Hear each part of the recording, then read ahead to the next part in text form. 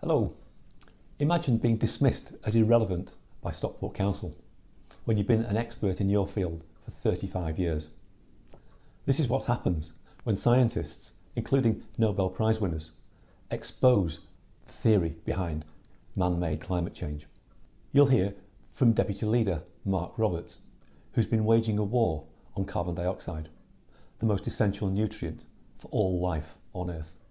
But maybe he can convince you to give up cars, air travel, gas central heating and nutritious red meat.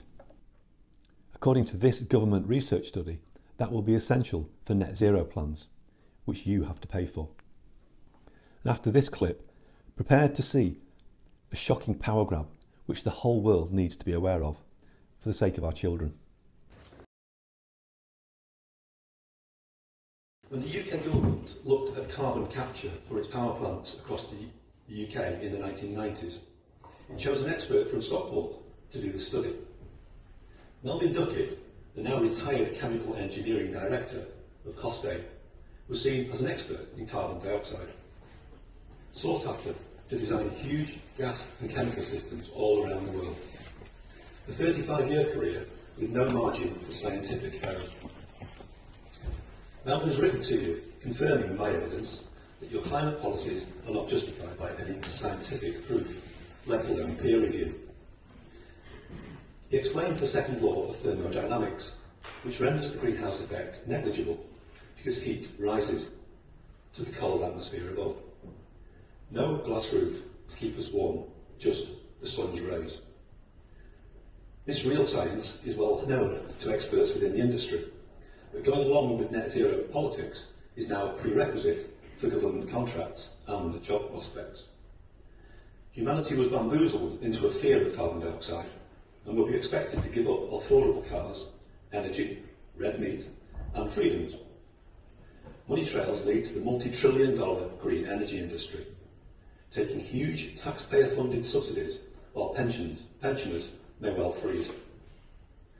Self-styled leaders at the United Nations and World Economic Forum have global corporations, media giants and bureaucrats to pull the strings. Private jets for them, but price increases and synthetic meat for the rest of us. Stockport Council won't disclose its green spending. It will debate your science with adults, only impressionable school children. So to justify local net zero policy, can you please tell us, and Mel, how do carbon dioxide and greenhouse gases warm our planet? Thank you. Mr. Hatton, thank you for your question. It's always good to see you. I don't recognise your assertions. You and Mr. Duckett are entitled to your views, but let's be honest, you don't want to hear an explanation of the science from me for your videos. And I wouldn't try and teach you about it, and not least, I'm not here to teach you about it. A very simple search on search engines will very quickly highlight the answers that you're looking for. But thank you for your question. Thank you, Madam Mayor. Having to refer us to Google shows a lack of transparency at the very best. And for Mark to suggest that I didn't want to hear his answer is just plain wrong. I think he knows full well that any official script that he's given could be easily disproved on this video. If you haven't been following Stockport Council Watch, Mark has been shown a series of facts around carbon dioxide and that it cannot be the cause of global warming. And he wasn't able to dispute any of them, despite boasting a certificate for carbon literacy training at the council. Mark's silence speaks volumes. To be fair to him, national politicians and prime ministers would be just the same. But the mainstream media protects them from scrutiny on the science which has never been proven. When we come to terms with the idea that the world has been lied to on such a scale, the reason for the demonisation of carbon becomes obvious to many of us. Once this scandal has been fully exposed, it will lead to a more confident, happy world.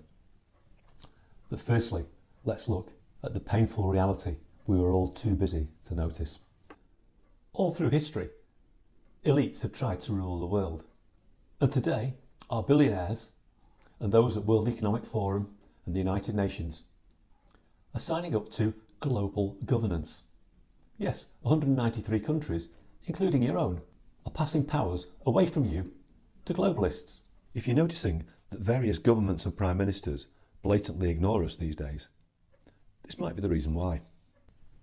The climate change betrayal began in the 80s with the capture of politicians, mainstream media, and enough loyal scientists to fill 2 generations of schoolchildren with unfounded fear of extinction. And now, as you've seen, they've recruited unwitting local leaders around the world to execute their insane green energy targets at your expense. They're trying to record the carbon footprint of every human on the planet, which will no doubt lead to individual quotas. But in this 2-tier dystopia, there's no worries for the richer classes, because they can buy up all the carbon credits they need from those who are too poor to be able to afford to travel. And as you'll see, almost every country has developed systems capable of rationing your resources at point of purchase. Such controlling systems could never be brought in overnight. People wouldn't accept it. But already the hints are there. Stockport Council's own website shows that, on average, each person needs to reduce their carbon footprint by 60%. And they're happy to tell us that one daily commute to work in the car would exceed your annual budget of carbon for the entire year. That would have to cover your food, energy, travel, clothes and everything else. This transformation of human lifestyles is far more extreme than the politicians are allowing us to know. This audacious transformation of human society and lifestyles is being ushered in step by step. The money men and bankers have manipulated markets and inflation to place energy, travel and resources out of reach of so many people. Even if you have some modest wealth, global bankers have been developing central bank digital currencies. Once they've persuaded us to move away from cash, these will allow bureaucrats to police all your carbon emissions in real time. Every digital purchase could require authorization at the checkout, depending on a carbon credit score which they attribute to the product and also to you. Millions have already realised that this is austerity dressed up as environmentalism. We can't risk leaving a world like this to our children. And the good news is that together we can stop it. The power grip of these elite globalists is weakening because it relies on the compliance and obedience of billions of people. But all around the world, we are losing faith in the media, in politicians, in their needless wars, and the way they amplify our differences. Divide and rule, as they say. The climate narrative itself is rapidly collapsing, and I do hope that our local councillors step to the right side of history.